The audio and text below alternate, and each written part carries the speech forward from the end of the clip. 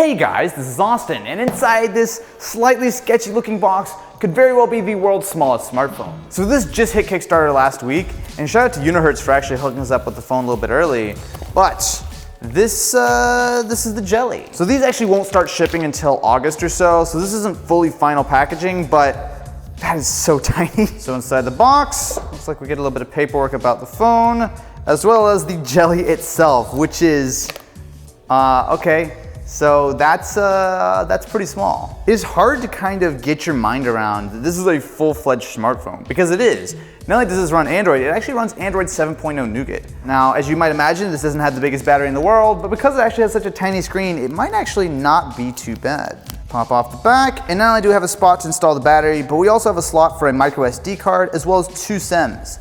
So in a phone that's this small, you're actually really not giving up a lot. So for comparison, this is what it looks like next to a Galaxy S8. The Jelly is rocking a 2.4-inch screen. But look at this. So what's cool is this is full Android. So not only do we have pretty much all the normal Google apps, but we actually do have the Play Store as well. You can literally look at like 3 characters of a name of an app. How am I gonna use this keyboard? Are you serious right now? Can I like rotate it? You know what though? I actually can kind of type on that. I have to go slow, but it works. I'm actually really impressed with how usable the keyboard is. I mean, seriously, this is by far the smallest keyboard I've ever used, period. And yet it works. It's not great, but honestly, I actually don't feel like I'm really losing much. Inside, the Jelly is a full-fledged smartphone. So it's rocking a quad-core processor, 1 GB of memory, 8 GB of storage, as well as, of course, that micro SD card slot. Really, the biggest bottleneck with the Jelly is that 2.4-inch 240p display.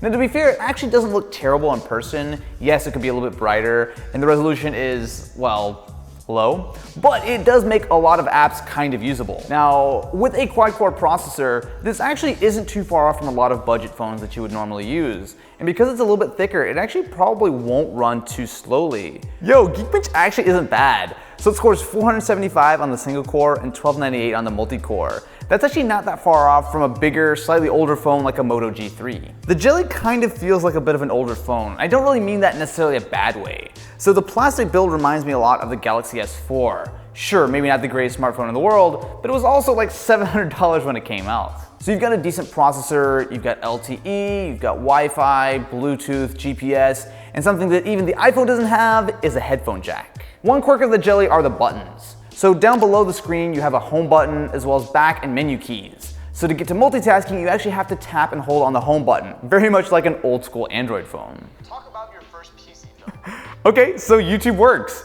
Now with that tiny 240p screen, it is definitely not the crispiest experience in the world, but it actually does work.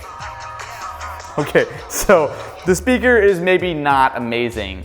But to be fair, if you're getting the Jelly to listen to the inbuilt speaker and watch video on the display, you should probably look elsewhere. The Jelly also has a 5-megapixel rear-facing camera as well as a 2-megapixel front-facing camera. Let's get some close-up action. That actually the HDR worked. It pulled a lot out of that. Oh wait.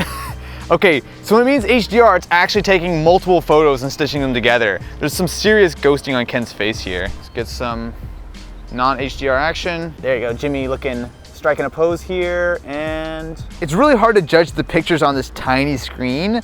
From here, it actually doesn't look that bad, but I actually want to see what we can do with video. All right, we are now recording on the Jelly. Jimmy, thoughts on this wonderful video quality that you cannot see? I can't see it, but I'm sure it's mediocre. From what I'm seeing on the screen, this isn't that bad. I mean, it's probably not gonna look great once you actually blow it up on a PC, but the key to making any camera look good is a 240p screen. Something tells me this front-facing camera, not gonna be too hot. Yeah, that picture totally sums up my feeling of how bright the sun is.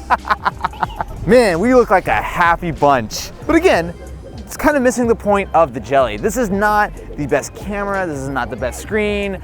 This is one of the smallest phones in the world, and it is in fact the smallest smartphone with LTE. For like $80, the Jelly is not the most practical phone in the world, but as a backup phone or maybe something for workouts, it's actually not bad. So what do you guys think? Let me know in the comments below and I will catch you in the next one.